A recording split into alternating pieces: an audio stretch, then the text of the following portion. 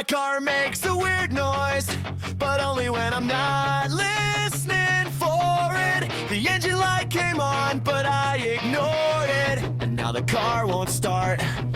Is that related? My brakes squeak, but only when I press them. The car pulls to the right unless I hold the wheel straight. It smells like something's burning, but I think it's just the car getting used to me.